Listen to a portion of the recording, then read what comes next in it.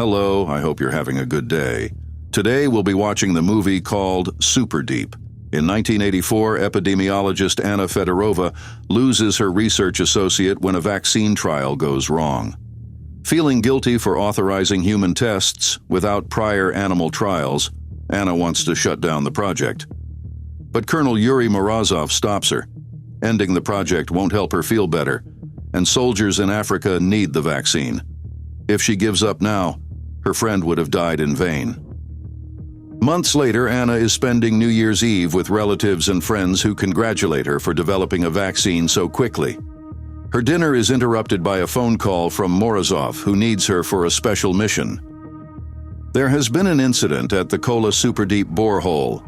Strange noises were heard and people disappeared, so the station was shut down and will be sealed in 24 hours. The head of research has been accused of hiding data about a supposedly unknown disease, which is why they need Anna. After Morozov promises her full credit for the discovery and the director position at the Military Biological Defense Institute, Anna accepts and prepares to leave in the morning. Anna arrives at the station with Morozov and a group of soldiers led by Major Sergei Mik and his right-hand man Igorov. But upon landing, they face their first problem. A scientist escapes from the station with a grenade in hand, which he detonates right as he reaches the helicopter. The group hears a buzzing in their ears for a few seconds, but fortunately, everyone is fine. Anna wastes no time and checks the scientist's body to collect a sample, while Sergei mocks her accent, trying to guess where she's from. However, the sample turns to dust as soon as Anna seals the test tube. She also notices a strange red glow on the body. One of the guards explains that the scientist went mad as soon as he surfaced, and was so strong that not even 3 soldiers could stop him. The rest of the staff is being evacuated now, so Anna rushes to collect samples from them before they leave. One of the men tells her everyone down there is dead and the disease is a lie, so she should run home to her family. All the miners seem fine, but the scarred one saw something that scared him. So Anna believes it could be more than just a disease. Later, Anna, Morozov, and the squad of soldiers enter the station along with Chief Scientist Peter Kuznetsov and Dr. Dmitry Grigoriev. Anna tries to ask about the mysterious infection, but Grigoriev refuses to share details, believing everyone has hidden motives. He'll help them just enough to let them get their sample and ensure a safe evacuation for the survivors. Anna wants to know why he locked up the survivors in the first place, but Grigoriev doesn't answer that either. The group reaches the elevator where Grigoriev must carefully enter the access code. Entering it wrong 3 times crashes the elevator as a safety measure. Luckily, he gets it right on the 3rd try, and the group begins to descend into the world's deepest artificial hole. However, when they reach their floor, the brakes don't work. Grigoriev depressurizes the elevator and puts on an oxygen mask, while the rest of the group passes out. When they wake up moments later, Grigoriev is gone, with the elevator key. It seems they've reached the facility's residential area, where the staff usually lives. The main research level is even deeper, and there's a second elevator to reach it, but it can't be activated without the key. This area used to be crowded at all times, but now they only find 2 remaining staff members, Engineer Nikolai and Dr. Kira Vitalievna, who stayed behind during the initial evacuation. Kira leads them to the lab so Anna can take samples from both and examine them under the microscope, confirming neither is infected. It seems Grigoriev planned everything and left them in this area on purpose because it's free of possible signs of the disease. So they'll need to search elsewhere for a proper source. Speaking of Grigoriev, he appears before Anna to ask her to lead the team back to the surface through the shafts and save themselves while they still can, because people should always come first.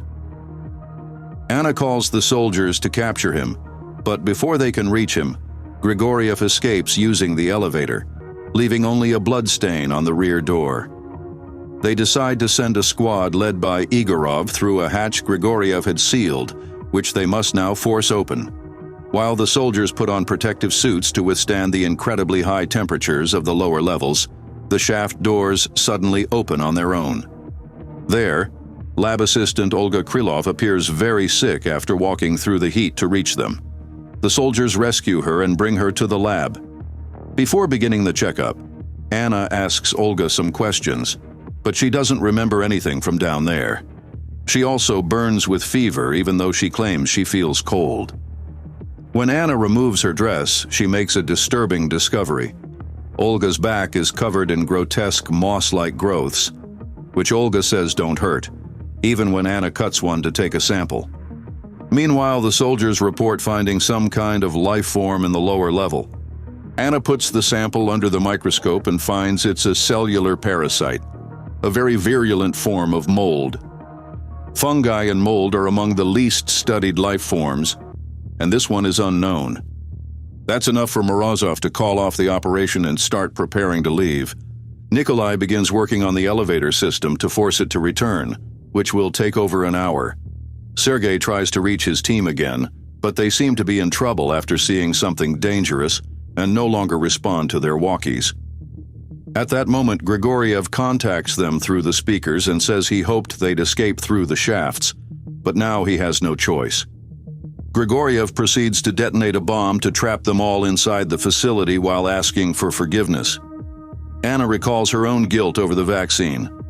As the area begins to shake from the explosion, Olga's body starts to glow, and she slowly loses control, smashing through the glass and attacking Kira.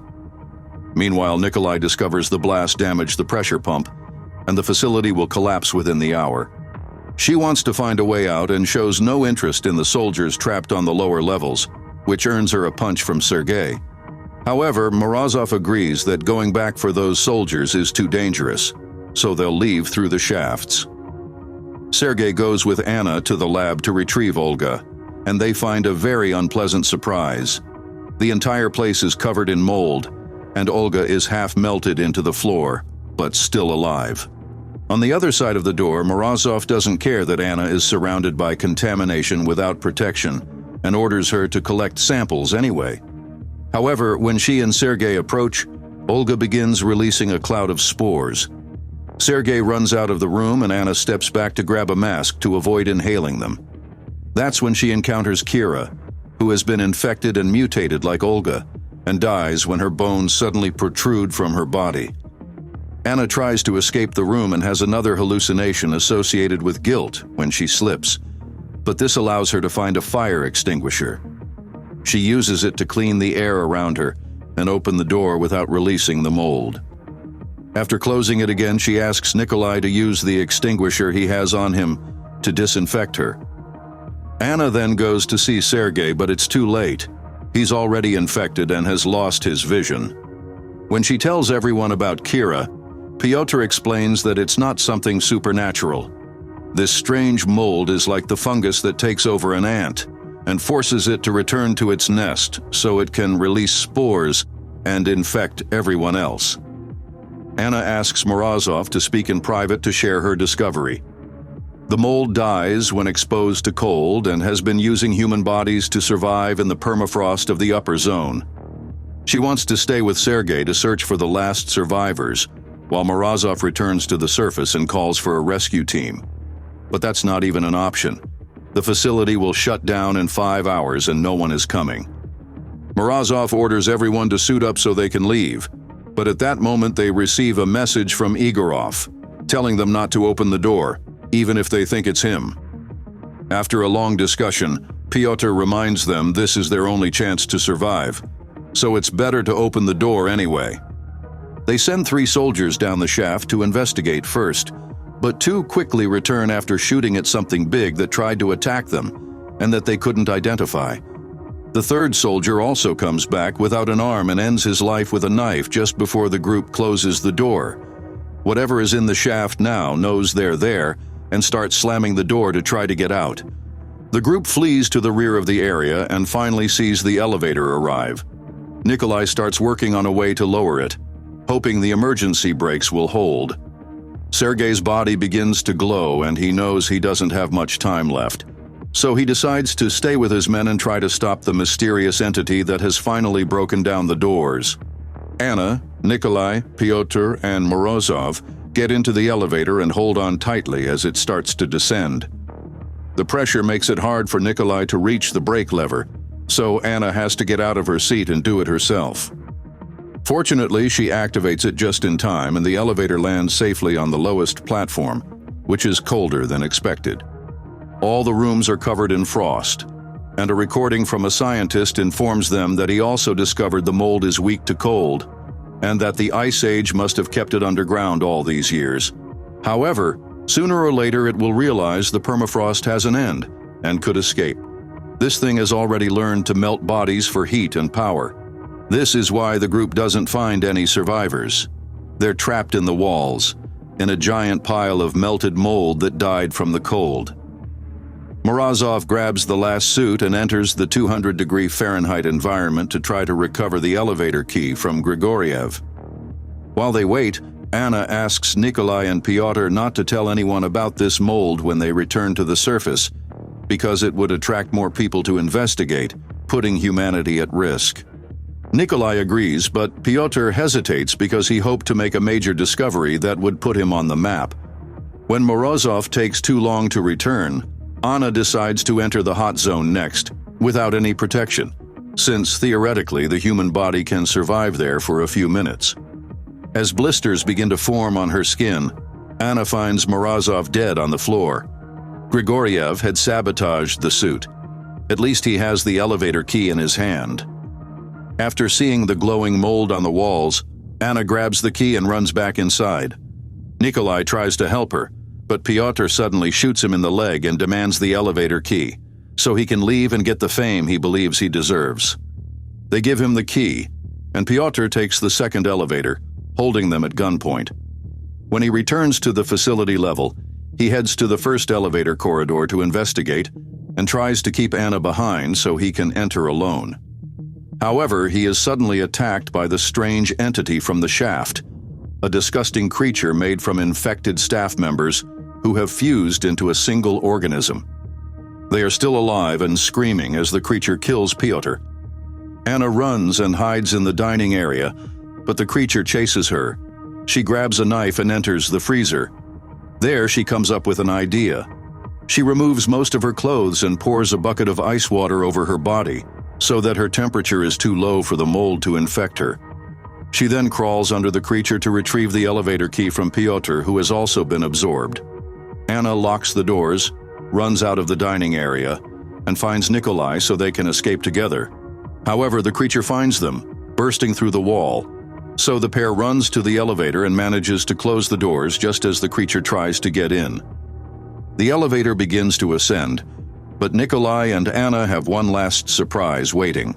Sergei is also there with them, melting into the floor and begging them to do something while coughing up spores. Anna stops the elevator because she doesn't want to bring the mold to the surface, but Nikolai doesn't want to die there and reactivates it. The two begin to fight for control of the elevator, and just as Nikolai is about to kill Anna, Sergei forces his body to make one last effort. He raises his arm and uses his exposed bone to kill Nikolai. As thanks, Anna tells Sergei that she's from Yugoslavia and kisses him before getting back to work on the elevator, remembering that if she enters the wrong code 3 times, the system will lock down. So she starts entering numbers, which proves more difficult than expected because she's also been infected and her body has started glowing, making her feel weak from the pain. The first 2 attempts go slowly but well, but as soon as she enters half of a wrong code, the elevator reaches the surface. She has to fight off the rescue team's grip to punch in the final digits. The elevator initiates the self-destruct sequence and drops. As Anna leaves with the new team in a van surrounded by soldiers, she seizes the chance to steal a grenade and jumps out of the vehicle just as it exits the facility. Seeing more scientists arrive, Anna walks up to them and detonates the grenade, bringing us back to the beginning of the story. I hope you enjoyed the video.